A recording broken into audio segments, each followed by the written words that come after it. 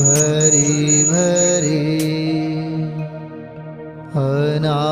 अनादिनी मूर्छा विशतणी त्वराथी उतरती विभावेथी थंभी स्वरूप भळी दौड़े परिणति तू छे निश्चय ग्रंथ भंग सगळा व्यवहारना भेदवा तू प्रज्ञाक्षिणी ज्ञानने उदयनी संधि सहो छेदवा साथी साधकनो तो भानु जगनो संदेश महावीरनो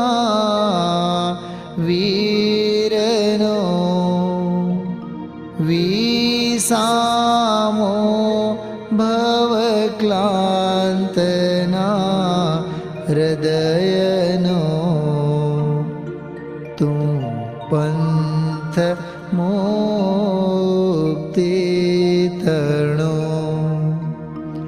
सुणे तने रसनिबंध शिथिल थाय जाने तने हृदय ज्ञानी तणा जणाय तू रुचतां जगतनी रुचियाळ से सो तू रिझता सकल ज्ञायक देव रीझे बनाऊ पत्र कुंदनना रत्नोना अक्षरो लखी तथापि कुंद सूत्रोना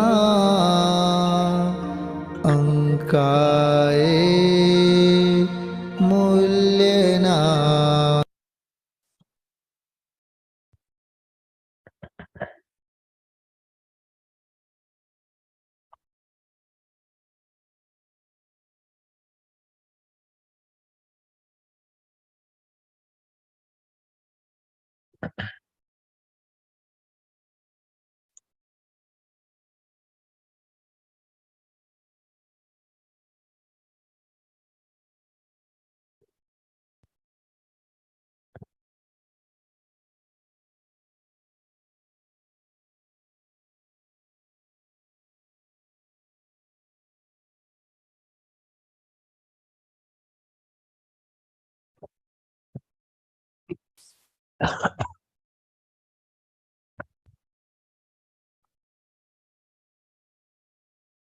नमो अर्हन्ताणं नमो सिद्धाणं नमो आर्याणं नमो वज्झायाणं नमो लोये सव्वसाहुणं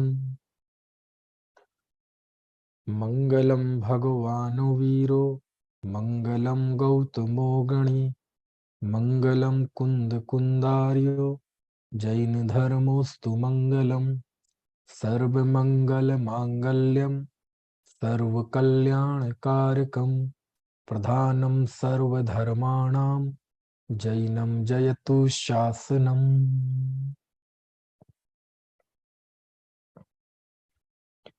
वंदितु सौव सिद्धे धूमचलमणो एवं गदिं पत्ते वोच्छामि समय पाहुड मृणमो सुद केवली भणिदम।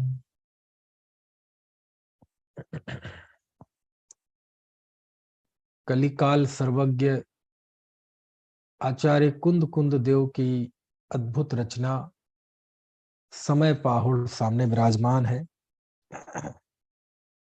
इसकी 103 गाथा तक बात हुई थी। इसके आगे अब हमें बात करनी है। 100 बात वही चल रही है, कोई अभी नई बात कोई बदलने वाली नहीं है। 103वीं गाथा में हमने जाना था कि वस्तु वह अन्न द्रव्य व गुण में संक्रमित नहीं होती, और जब अन्न गुण में संक्रमित नहीं होती, अन्य द्रव्य रूप संक्रमित नहीं होती, तो वह उसकी कर्ता भी नहीं होती वस्तु। बस ये बात यहाँ आचार्य बार बार वही स्मरण दिलाना चाहते हैं कि वस्तु उसी की कर्ता होती है जिस रूप में वह परिणमन होती है। जिसके साथ वस्तु का व्यापक संबंध रहता है वह उसी की कर्ता होती है।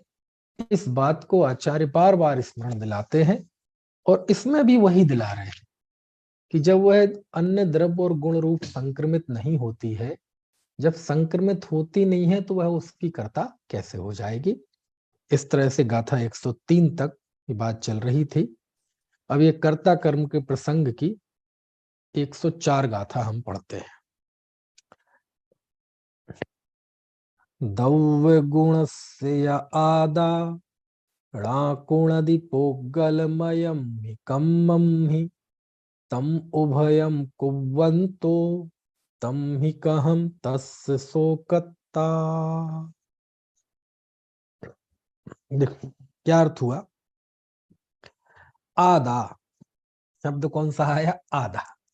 आदा शब्द इतने बार आ चुका है कि अब इसका अर्थ बताने की जरूरत नहीं है ना। आदा आत्मा, पुग्गलम पुग्गलमयम ही कम्मम ही, पुद्गलमय कर्म में, ठीक है, पुद्गलमय कर्म में दव्य गुणश्च, द्रव्य और गुण का को दी, वह द्रव्य और द्रव्य को नहीं करता। पुद्गलमय कर्म के द्रव्य और गुण को नहीं करता, क्योंकि पुद्गल द्रव्य है और इस पर रसगंध आदि गुण है ना, वो जड़ है, अचेतन है। तो वह आत्मा आदा पुग्गलयम ही कम्मम ही, पुद्गलमय कर्मों है ना में द्रव्य गुणस्थ णाकुणादि, द्रव्य और गुणों को नहीं करता, ठीक है। तम उभयम अकुब्बंतो, उन दोनों का, उभय उभय मतलब दोनों का, उन दोनों को का अकुब्बंतो, दिखाई दे रहा होगा आपको कुब्बंतो, लेकिन वह कुब्बंतो नहीं है, अकुब्बंतो है। कुब्बंतो मतलब करता हुआ, और अकुब्बंतो मतलब नहीं करता हुआ, ठीक है। तो तम उभयम उकुब्बंतो, उन दोनों को नहीं करता हुआ, तम ही उनमें, कहम तस्य सुकत्ता, वह उसका कर्ता कैसे हो सकता है। क्योंकि आपको पहले भी बताया, शब्द आते हैं जब हम कथम कहम, तो आचार्य का लहजा होता है, ऐसा कैसे हो सकता है, ऐसे को कैसे हो सकता है, मतलब ऐसा नहीं हो सकता है ना। तो मानो आचार्य इसी प्रश्न पूछने की भाषा में कहते हैं, लेकिन प्रश्न नहीं पूछते हैं, वहां क्वेश्चन मार्क नहीं आएगा, मतलब एक तरह से अपनी बात को वजन दे रहे हैं कि तम उभयम अकुब्बंतो, उनको दोनों को नहीं करता हुआ, यानी पुद्गलमय द्रव्य को, पुद्गलमय कर्म के द्रव्य और उनके गुण को नहीं करता हुआ, तम ही कहम तस्य सुकत्ता, वह उसका कर्ता कैसे हो सकता है। बस ये अर्थात आत्मा पुद्गलमय कर्मों का अकर्ता है। बस ये आचार्य को अंततः बतलानी है। अब इस पे हम ज्यादा बात इसलिए नहीं करते हैं क्योंकि कर्ता कर्म के पूरे प्रसंग में यही यही बात अनेक अनेक तरह से आएगी, क्योंकि वो ही प्रश्न चल रहा है एक तरह से दुक्क्रियावाद का, कि आत्मा यदि पर को भी करे और स्वयं को भी करे तो दुक्क्रियावाद का प्रसंग आएगा। उसी में फिर कहते हैं कि वह पर के साथ तन्मय हो जाएगा, है ना। तो वही प्रसंग चल रहा है, तभी कहते हैं कि वो पुद्गलमय कर्म को करेगा, है ना, और चूंकि वो करता नहीं और दोनों को नहीं करता हुआ, वह उसका कर्ता कैसे हो सकता है। यानी वह पुद्गल द्रव्य का भी करता नहीं है और उसके गुणों का भी करता नहीं है। कुछ बात समझ में आ रही कि नहीं।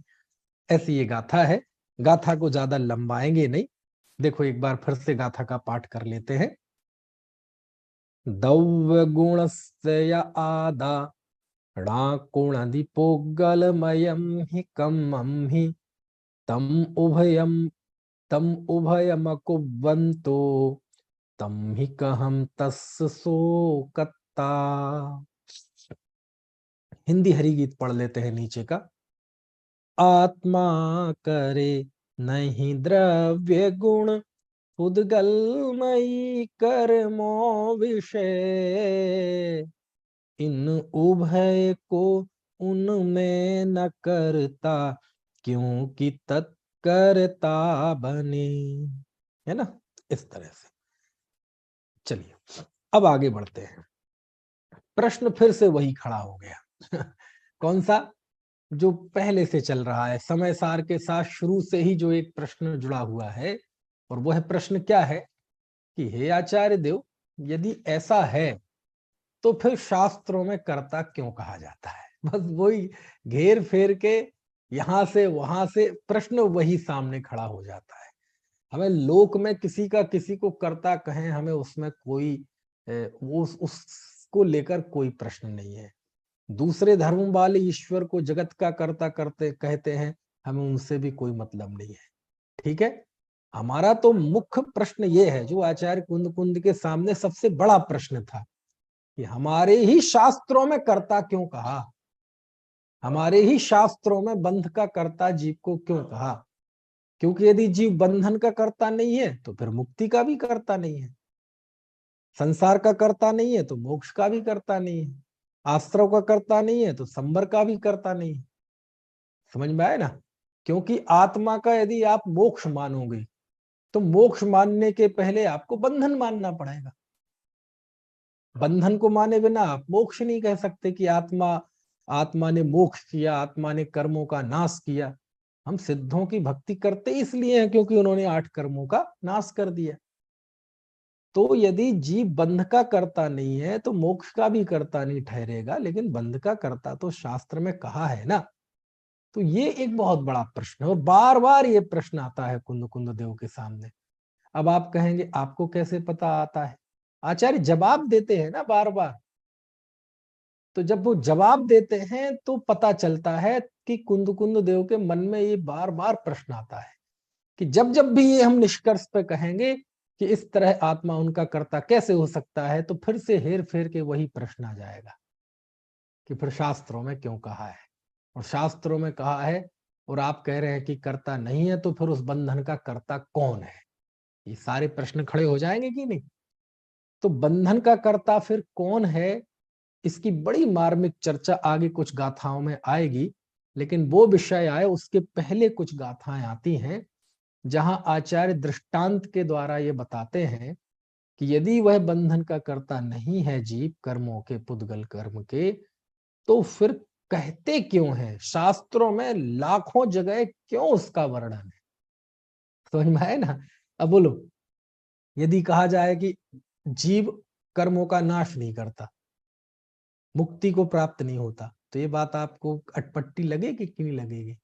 यदि उससे मोक्ष मानना है तो बंधन मानना पड़ेगा, नहीं तो बंधन ही यदि झूठा है तो मोक्ष भी झूठा हो जाएगा, है ना। वो ऐसे समझ गए आप। किसी से कहा जाए, है ना, कि क्यों जी आपने शराब पीना कब बंद कर दी। ऐसा किसी से प्रश्न किया जाए कि आपने शराब पीना कब बंद कर दिया। अब वो यदि ये जवाब देता है कि मैंने बंद नहीं किया तो भी सिद्ध हो जाएगा कि पी रहा है। और ये कहा जाए नहीं बस अभी 2 दिन पहले ही बंद कर दिया, इसका मतलब ये सिद्ध हो जाएगा कि वह 2 दिन पहले पीता था, है ना। मित्र लोग हमारे कहने लगते हैं कि कई प्रश्न ऐसे होते हैं कि जिसमें हाँ कहो तो भी फंसे, ना कहें तो भी फंसे। जैसे एक मित्र ने पूछा कि क्यों तुम्हारी तुम्हारी पत्नी ने तुम्हें पीटना बंद कर दिया। ये प्रश्न है। अब वो कहता है हाँ कर दिया, तो इससे ये सिद्ध होता है कि ये पहले पीटती थी। अब और कहता है ना अभी नहीं किया, इसका मतलब अभी भी पिटता है। दोनों ही स्थिति में पिटना सिद्ध होना है ना? तो आत्मा बंधन का करता है कि नहीं? बोले नहीं। तो मोक्ष को तो करता है कि नहीं? बोले हाँ मोक्ष का करता है। ऐसा संभव ही नहीं है। मोक्ष का करता है इसका मतलब बंधन का भी करता मानना पड़ेगा आपको। तो ये बहुत अहरे प्रश्न है। तो आचार्य उसका जवाब देते हैं। देखो क्या जवाब देते हैं, गाथा 105 पढ़ते हैं।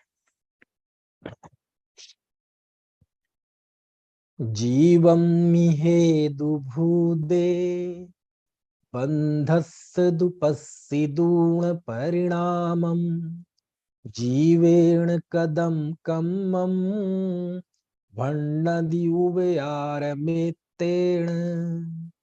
सरल है गाथा। देखो, जीवे जीव में, हेतु भूदे हेतुभूत होने पर, यानी निमित्त भूत होने पर, होते हुए, है ना, जीव में हेतु भूदे, जीव में निमित्त भूत होने पर, बंधस्य दु परिणामम, बंध के परिणाम को, पस्तिदूण देख कर, ये पहले भी आया है, दूण प्रत्यय ऊण प्रत्यय करके के अर्थ में, पस्तिदूण, है ना, देख कर, है ना, णाऊण जानकर, ऐसे, है ना, ऊण भी होता है दूण भी होता है। तो जीव में हेतुभूत बंध के परिणाम को देखकर, बंधस्तु परिणामम, कर्म के बंध के परिणाम को देखकर, पस्तिदूण देखकर, जीवेण कदम कम्मम,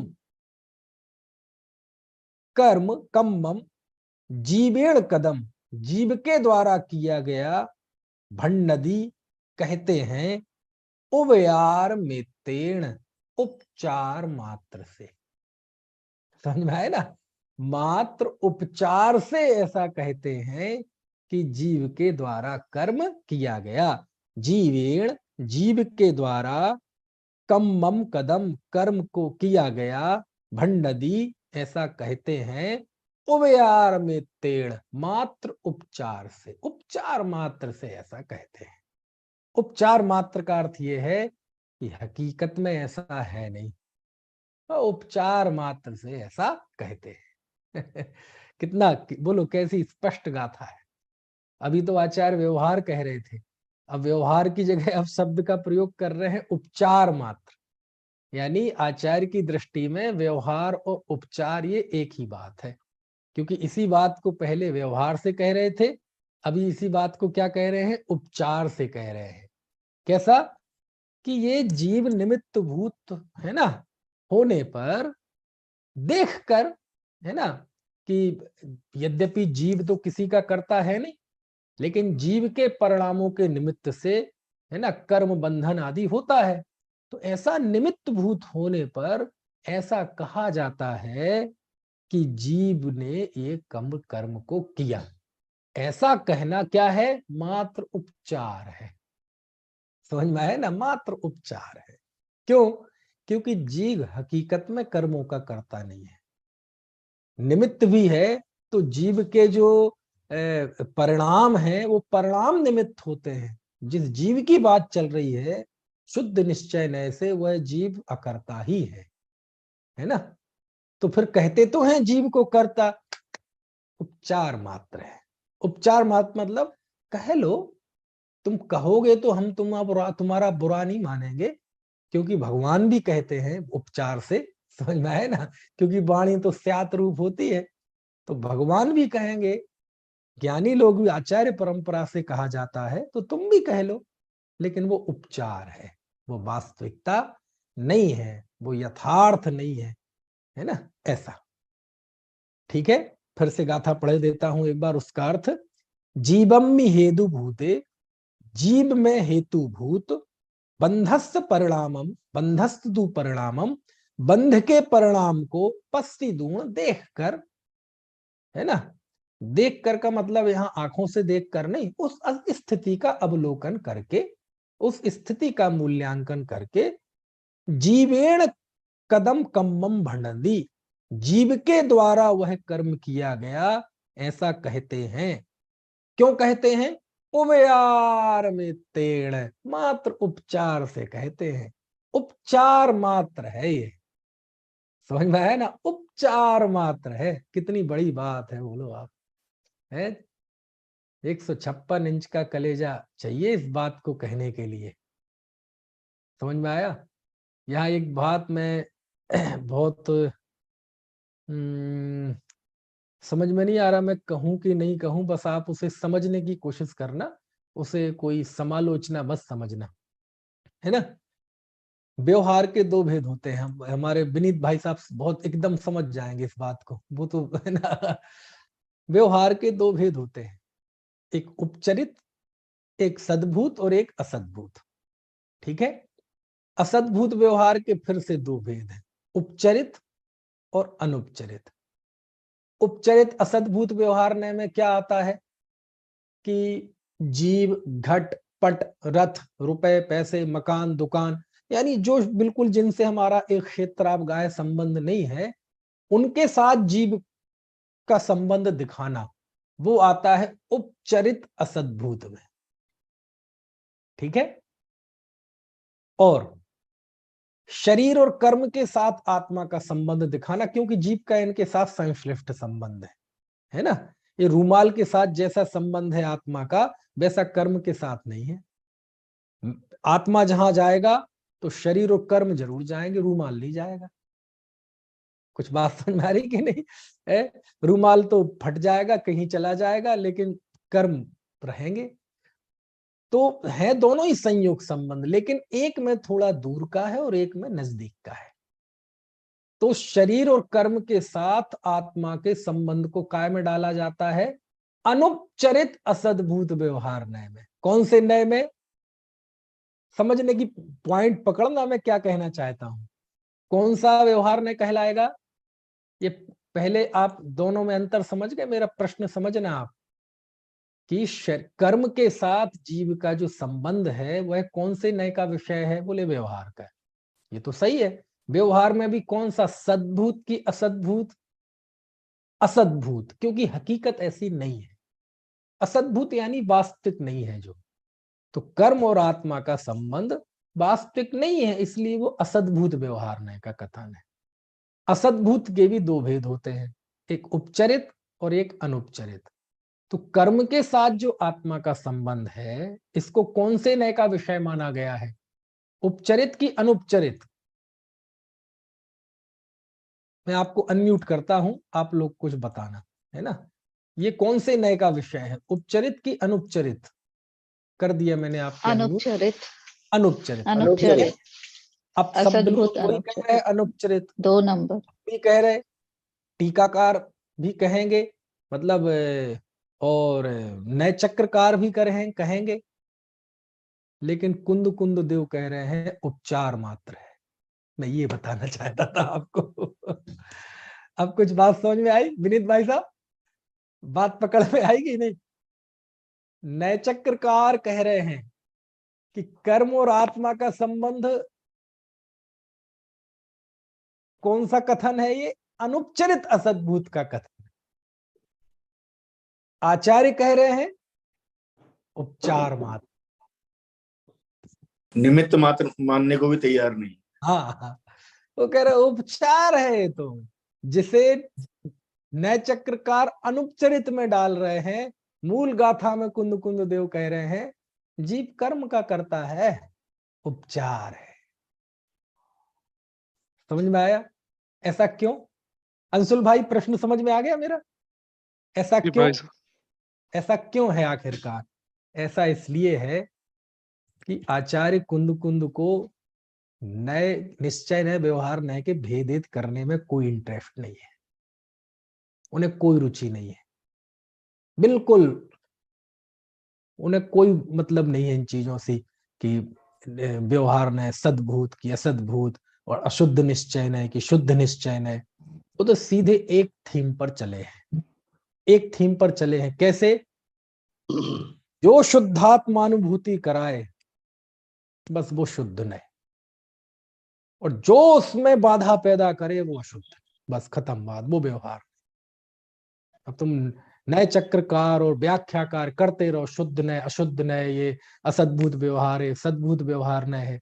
आचार्य कुंद कुंद देव को इन सब बातों से कोई मतलब नहीं है। उनके लिए एक ही मुद्दे की बात है बस, कौन सी?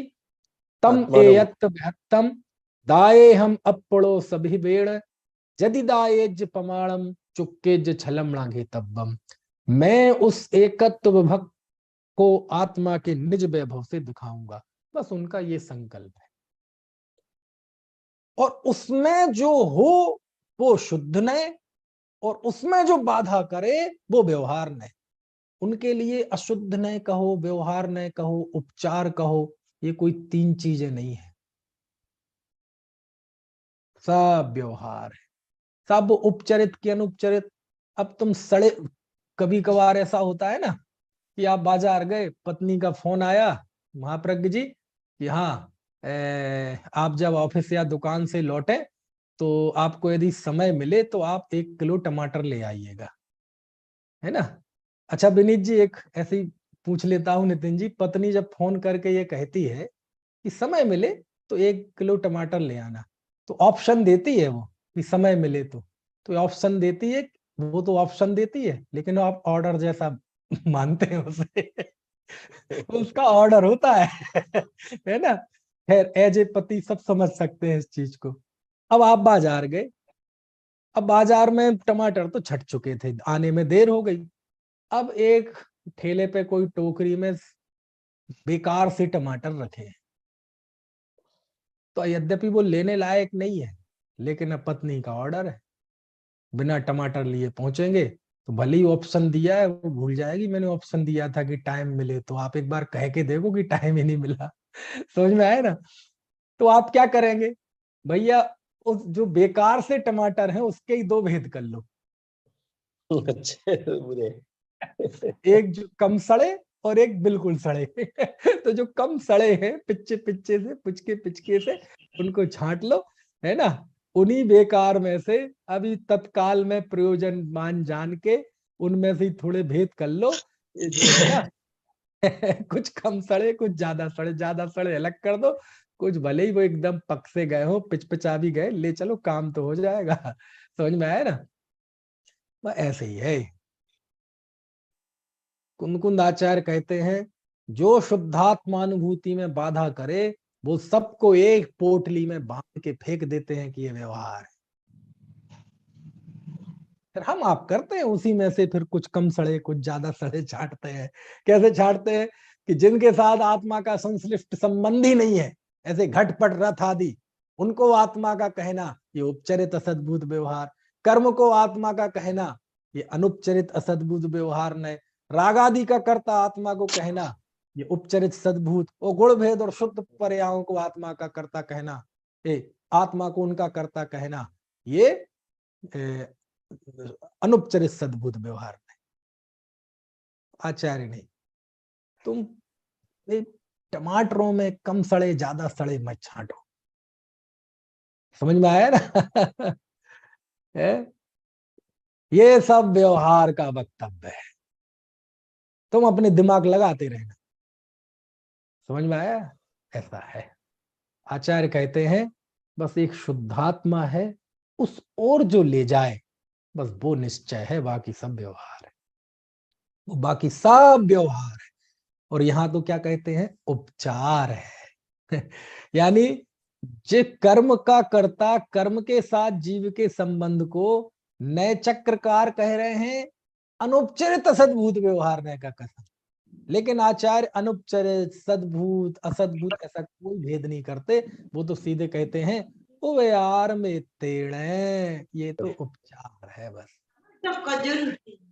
कुछ बात समझ में आ रही कि नहीं? है? अच्छा, ये बिंदु समझ में आया कि नहीं? आप कुछ बताओ, इस विषय में आपको कुछ कहना हो और कुछ नई बात ऐड करना हो, है ना? मुझे अच्छा लगा ये उपचार मात्र में ये चीज अच्छा लगता है कुंद कुंद देव को। जब इसलिए मैं गाथा पे फोकस क्यों करता हूं ज्यादातर, उसका कारण ये है, हम बिल्कुल मुद्दे की बात लेकर चले, है ना? टीकाएं मैं खुद पूरी पढ़ता हूं टीका, क्लास के पहले, आपके सामने आने के पहले खुद टीका पढ़ता हूं, है ना? अमृत चंदाचार्य की भी, जयसेन स्वामी की भी, पंडित जयचंद जी छावड़ा का भी, और जो जो हमारे पास टीकाएं हैं, 10-12 समय सार है मेरे पास इस समय।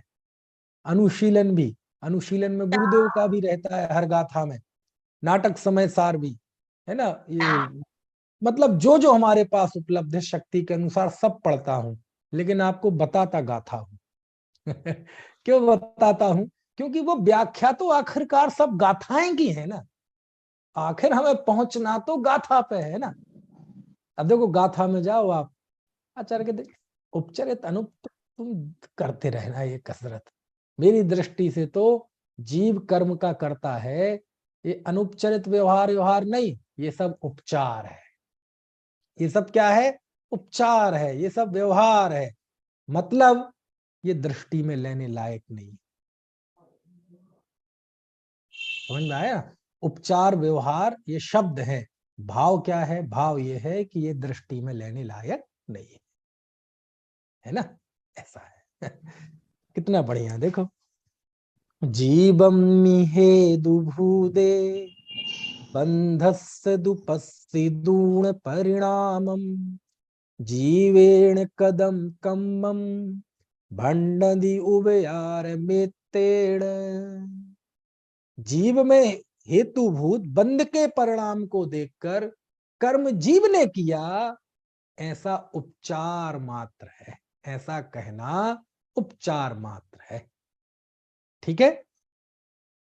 जीव हेतु भूत हुआ, अरे परिणाम देख जू बंध का, उपचार मात्र कहाए यो, यह कर्म आत्मा ने किया। चलिए, आचार्य को इतने में ऐसा लगा कि कुछ अभी और कहूं, तो आचार्य इसी बात को समझाने के लिए एक उदाहरण देते हैं अगली गाथा में। देखो क्या उदाहरण देते हैं। जोधे ही कदे युद्धे रायेण कदम्ति जंपदे लोगो, बवहारेण तह कदम राणा वर्णादि जीवेण। वाह, दृष्टांत। देखो मूल सूत्रों में दृष्टांत। जोधे ही कदे युद्धे, जोधे ही मतलब योद्धाओं के द्वारा। युद्ध कौन करता है? राजा करता है कि योद्धा करता है? जोधे ही कदे युद्धे, है ना? योद्धाओं के द्वारा युद्ध किया जाने पर, जोधे ही मतलब योद्धाओं के द्वारा, कदे किया जाता है क्या? युद्धे, युद्ध, युद्ध मतलब युद्ध, है ना? तो जोधे ही, है ना, योद्धाओं के द्वारा, कदे युद्धे, युद्ध किया जाने पर, योद्धाओं के द्वारा युद्ध होने पर, रायेण कदम, रायण मतलब राजा के द्वारा कदम किया गया, ति ऐसा, जंपदे लोगो ऐसा लोक कहता है। लोक कहता है मतलब हम सब लोग कैसा कहते हैं। ऐसे ही होता है, बताओ। 11 खिलाड़ी खेलते हैं और कहते भारत खेल रहा है? भारत ने पाकिस्तान को धूल चटाई, काय में क्रिकेट मैच में। है? तो योद्धा लड़ते हैं। मान लीजिए यूक्रेन और उसमें जंग हो रही है, किसमें? रूस में। तो रूस की जनता लड़ती है या वहां का राजा लड़ता है? सैनिक लड़ते हैं, हर जगह सैनिक ही लड़ते हैं। समझ में आया ना। लेकिन कहा क्या जाता है, राजा लड़ा है। कई बार ऐसा होता है कि पूरे जीवन भर राजा रहा और एक पर भी वार नहीं किया, एक तीर नहीं चलाया कभी युद्ध भूमि में। और इसका सबसे बड़ा उदाहरण मालूम क्या है, चक्रवर्ती। 60,000 वर्ष लगे भरत जी को चक्रवर्ती मतलब दिग्विजय में, लेकिन एक तीर नहीं चलाया, एक खून की बूंद नहीं बही उनकी पूरी दिग्विजय में। समझ में आया ना। चलो वहां तो ना राजा ने किया युद्ध ना प्रजा ने किया, है ना। लेकिन जहां दृष्टांत लागू होता है कि योद्धाओं के द्वारा युद्ध होता है, योद्धा युद्ध करते हैं, लेकिन क्या किया जाता है, राजा ने युद्ध किया। समझ में आया। हो सकता है राजा 70 साल का हो, बहादुर शाह जफर कितने बुजुर्ग थे, है ना, जो लगभग अंतिम ही थे, है ना, मुगलों के। तो कहने का आशय ये है, ये उदाहरण दिया राजा कुंद कुंद देव ने कि जोधे ही कदे युद्धे रायण कदम ती जंपदे लोगो। जंपदे मतलब कहते हैं ऐसा, मतलब बस बोलते हैं। यदि अपन भाषा में कहें ऐसा, तो ऐसा बकते हैं लोग। अब बकना शब्द थोड़ा ठीक सा नहीं है, तो क्या ऐसा जलपते बोलते हैं ऐसा, है ना। क्या बोलते हैं कि राजा ने युद्ध किया। और लोगो मतलब लोक, लोक मतलब सभी, ऐसा लौकिक जन, है ना, आम जनता, ये दुनिया युद्ध राजा नहीं करता, युद्ध करता है योद्धा, लेकिन लोक ऐसा ही कहता है कि राजा ने युद्ध किया।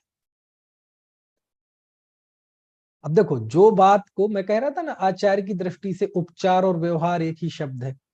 पिछली गाथा में सिद्धांत दिया तो वहां उपचार शब्द का प्रयोग किया, उदाहरण में व्यवहार शब्द का प्रयोग करते हैं। देखो क्या लिखते हैं, तह उसी प्रकार व्यवहारेण, व्यवहार न से ऋणा वर्णादि ज्ञाना वर्णादि जीवेण कदम, जीव के द्वारा किए गए ऐसा व्यवहार न से कहते।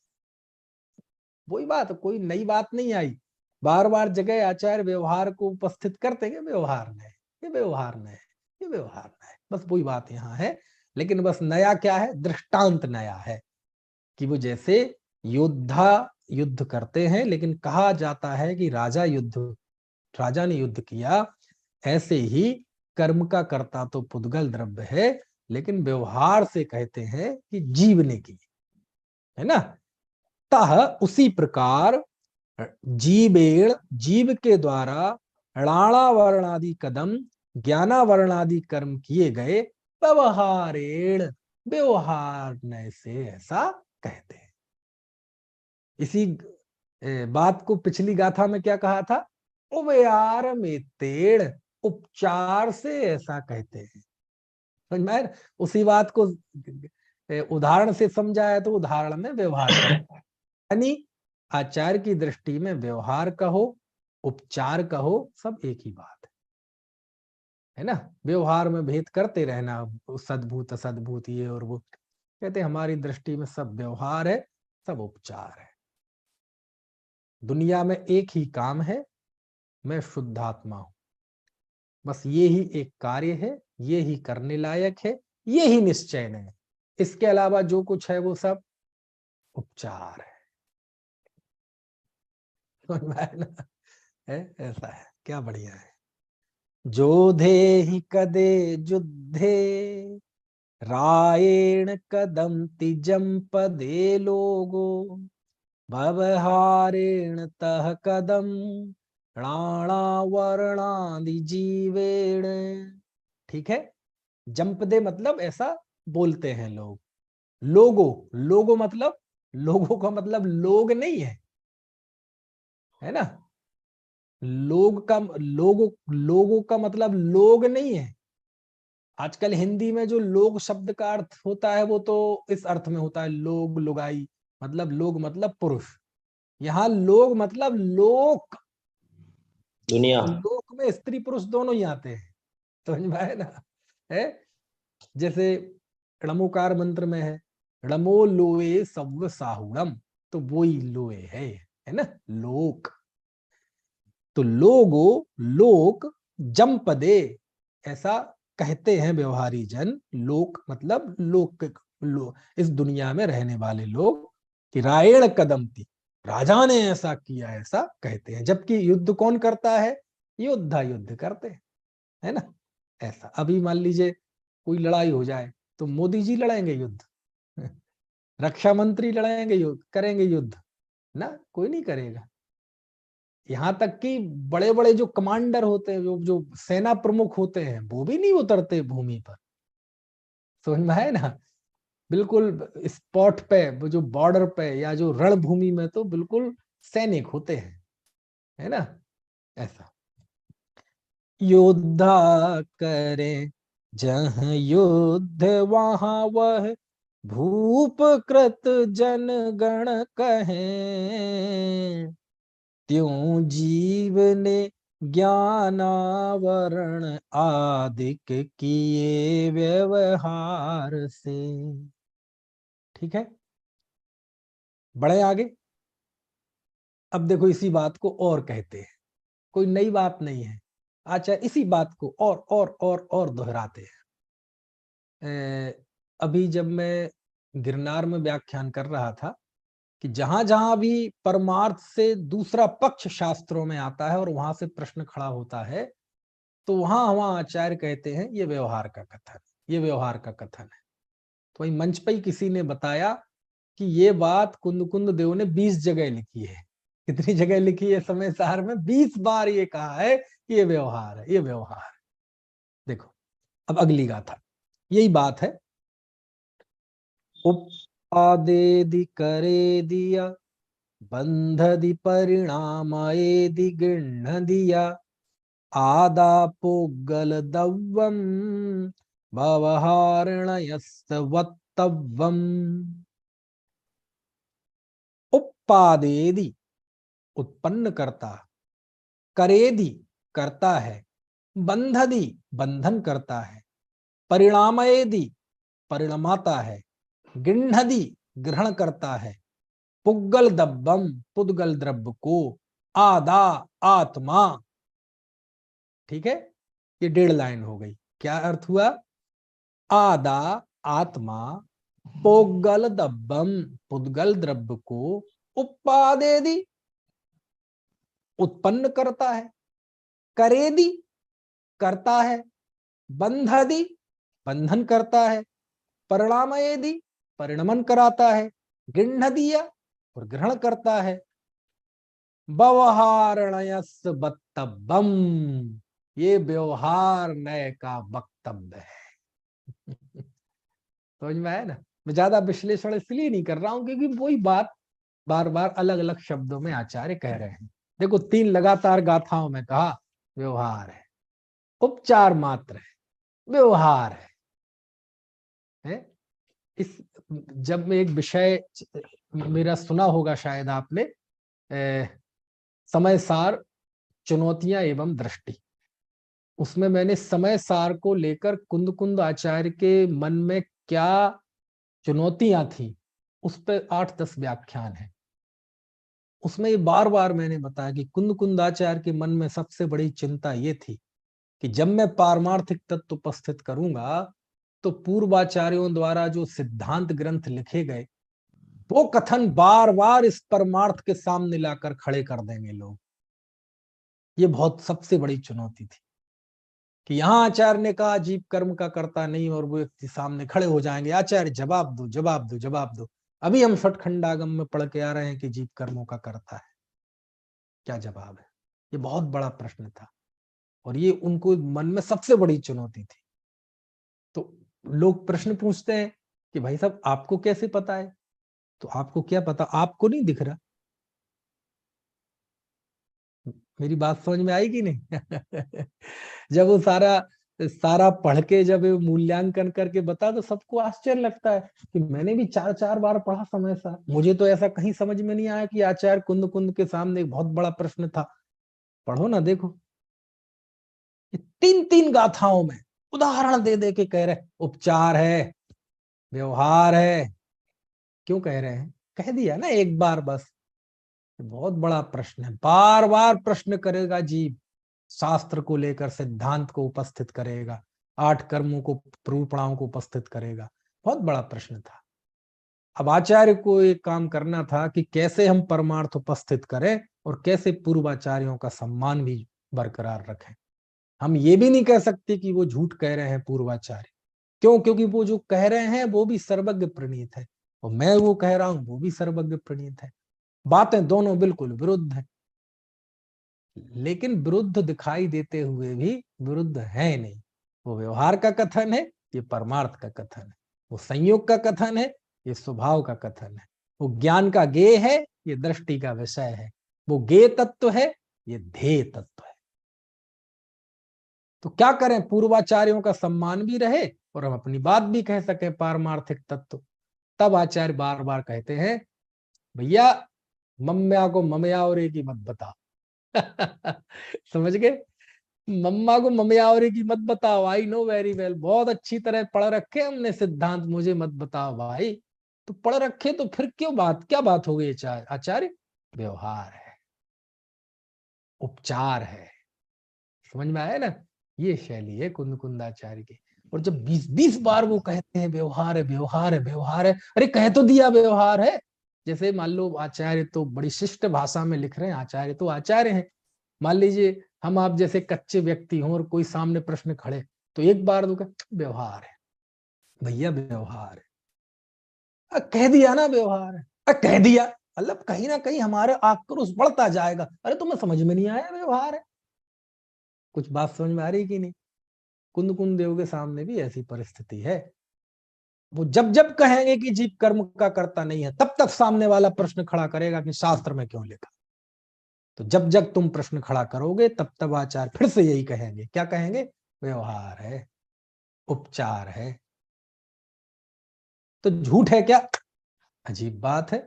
मैं कह रहा हूं वो व्यवहार है, मतलब वो दृष्टि में लेने लायक नहीं। सब निमित्त नैमित्तिक संबंध तो है, होगा, दृष्टि में लेने लायक। सब एक क्षेत्र आप गाय संबंध तो होगा, दृष्टि में लेने लायक नहीं। कुछ बात में गतियां, इंद्रियां, ये सब शास्त्रों में जीव के बहुदैहिक भाव कहे हैं, दृष्टि में लेने लायक नहीं। लिखे तो हैं, तुम्हें लिखे हुए की चिंता है कि अपने सुख की चिंता है? कुछ बात समझ में आ रही कि नहीं? अपने सुख की चिंता करो। लिखा हुआ तो अपेक्षा सहित होता है, उस अपेक्षा को जान लो, है ना? और जानने के बाद जो उपादेय तत्व है उसे ग्रहण करो, जो हे तत्व है उसे छोड़ दो। वो दृष्टि है। वो गति इंद्रिय सहित मैं हूं, ये व्यवहार दृष्टि है।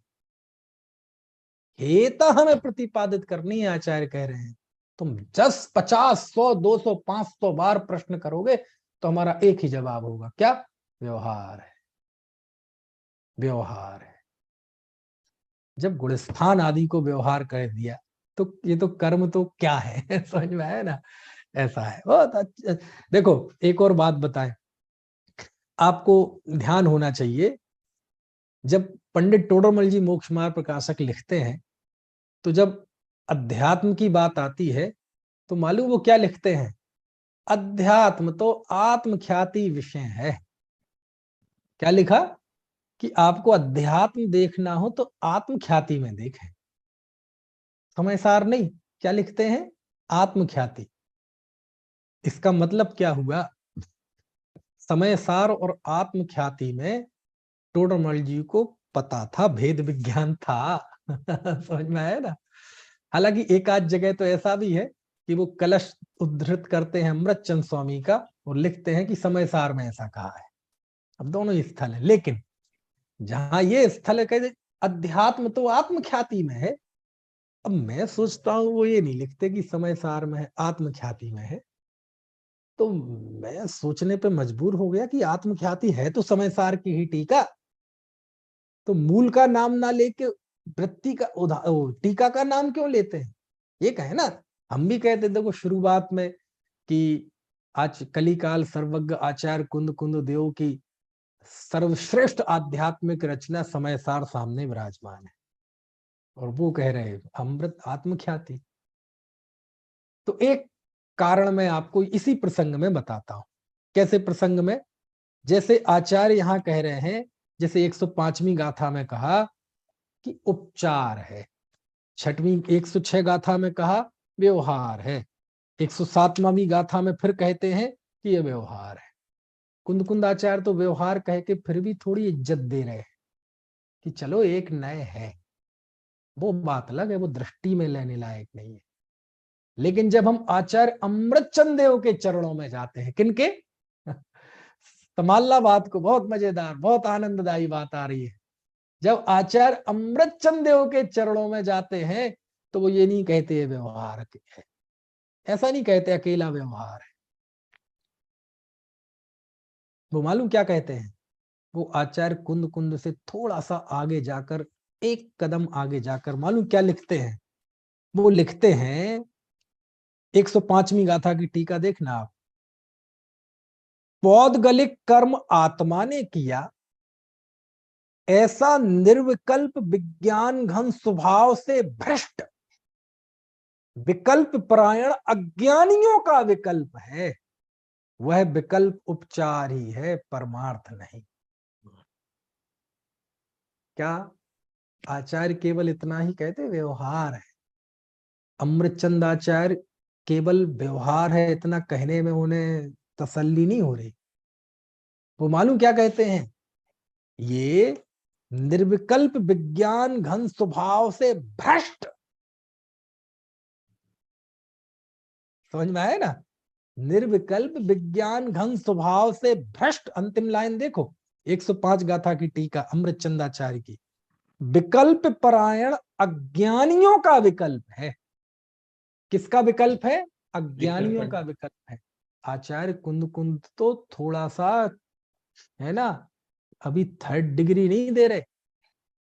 अमृतचंद आचार्य तो बिल्कुल सीधा 3rd डिग्री दे रहे। 3rd डिग्री वगैरह समझते ना? पुलिस की भाषा है, जरा ना ही समझो तो अच्छा है ना? मतलब अमृत आचार्य क्या कह रहे? उपचार है, व्यवहार है। समझ में आया ना? लेकिन अब फिर भी नहीं मान रहा अगला कि साहब कहा तो है, कहा तो आचार्य कह रहे उपचार है। पिछले पहले भी कई बार कह चुके हैं, जीवाजीव अधिकार में भी कह चुके हैं उपचार है, उपचार है, लेकिन नहीं मान। तो आचार्य उपचार कहने में ऐसे मजा नहीं आ रहा। तो आचार्य क्या लिखते हैं? निर्विकल्प विज्ञान घन भ्रष्टानाम विकल्प प्राणानाम परेशान अस्ति विकल्पा सातूपचार एव न तु परमार्थ। ये है ना विकल्प परायण, जो निर्विकल्प विज्ञान घन से भ्रष्ट हैं, ऐसे जीवों का कथन है ये, ऐसे जीवों का विकल्प है ये। कौन सा विकल्प? कि जीव कर्म का करता है। मतलब तब वो लिखा तो है, ये है, ये है, वो भी बात भ्रष्टों की बात है। वो काय की बात है? मतलब इसको, इस लाइन को यदि थोड़ा लंबा विशेषण हटा के कहा जाए, तब शास्त्र में लिखा तो है कि वो कर्म का करता है। तो आचार्य मालूम क्या कह रहे? वो भ्रष्ट लोगों का व्यवहार है वो। आचार्य आप क्या कह रहे हैं? आपकी हिम्मत कैसे हुई? हमारे पूर्वाचार्यों को आप भ्रष्ट अरे उनको नहीं कह रहे हैं, उन्होंने तो व्यवहार का ज्ञान कराया है, उन्होंने तो परिस्थिति का ज्ञान कराया है। उपादेय तो आपने मान लिया, उन्होंने ज्ञेय तत्व बताया है, दृष्टि का विषय तो हमने बना लिया उसे। कुछ बात समझ आ रही कि नहीं? तो क्या मतलब हुआ कि जब उस प्रतिपादन के द्वारा तुम ये मान लेते हो कि नहीं मैं कर्म का करता हूं, तो कहते आचार्य ने कहा वो व्यवहार है, लेकिन जब तुम उसे पढ़ते हो तो फिर वो व्यवहार नहीं रह जाता। हम ऐसा मानने लगते हैं कि मैं कर्म का करता हूं, तो ये क्या है? बोले ये तो विकल्प परायण है ना, आत्म भावना से भ्रष्ट अज्ञानी जीवों का व्यवहार है। समझ में आए ना? ज्ञानी का व्यवहार तो वो है जो सिद्धांत में लिखा है। अज्ञानी जब उसको पढ़कर अपने कर्तापन का पोषण करने लगता है, तो वो मिथ्या व्यवहार बन जाता है ना। जैसे बढ़िया हष्ट मिष्ट पुष्ट दूध सांप पीता है तो वो जहर बन जाता है उसके शरीर में जाके, है ना। ऐसा है। यानी आचार्य को इतने में बोले, कुंद आचार्य ने बहुत कहा व्यवहार है, व्यवहार है, व्यवहार है। अमृतचंद आचार्य कहते व्यवहार तो है, लेकिन देखो मैं बताता हूं कैसा व्यवहार है। ऐसा व्यवहार है, समझ में आया ना। है? और चलो इस तरह से ये 107वीं गाथा हो गई। 108वीं गाथा भी पढ़ ही लेते हैं। आचार्य फिर से एक उदाहरण देते हैं। कैसे उदाहरण देते हैं देखो, पढ़ लेते हैं, फिर कल से बिल्कुल विषय थोड़ा सा, विषय तो वही चल रहा है लेकिन थोड़ा सा बदलेगा। जहराया बवहारा दोष गुण पाद गोति आलविदो तह जीवो बवहारा दव्य गुण पाद गो भणी दो।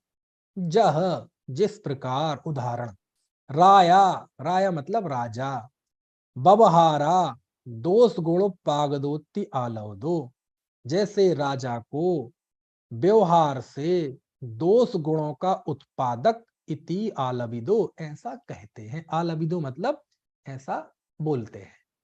दोष गुण पादगो, दोष और गुणों का उत्पादक। कहावत है ना, यथा राजा तथा प्रजा, जैसी राजा वैसी प्रजा।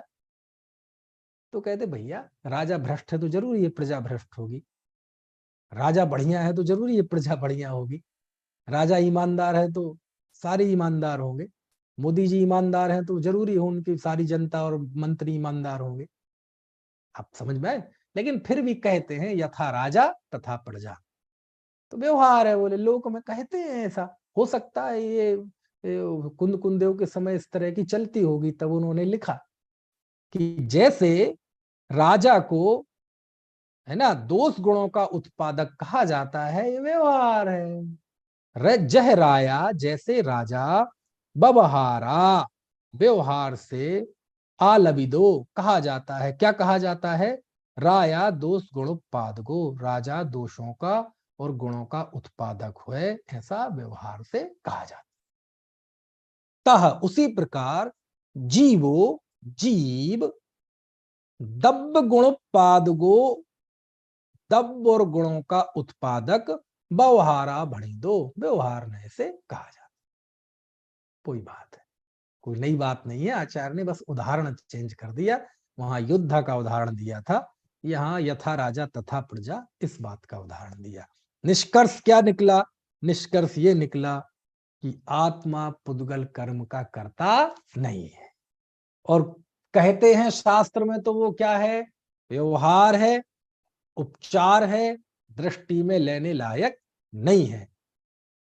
ठीक है, ऐसी बात समझकर एक व्यक्ति तो पारमार्थ की श्रद्धा कर लेता है, और कोई कहे नहीं साहब व्यवहार से तो कहा है, तो फिर अमृतचंद आचार्य कान पकड़ते हैं। ये जो तुम कह रहे हो ना ये व्यवहार है, आचार्य ने तो व्यवहार का निरूपण किया, लेकिन तुम जब उसकी आड़ लेते हो तो कहते अज्ञानी भ्रष्ट परायण लोगों का है ये, है ना, इसलिए दृष्टि में लेने लायक नहीं है। ठीक है, ये बात हुई, बाकी की चर्चा आप आगे करेंगे। अनंत धर्मणस्तत्त्वं पश्यन्ति प्रत्यगात्मनः अनेकांतमयी मूर्तिर्नित्यमेव प्रकाशताम्।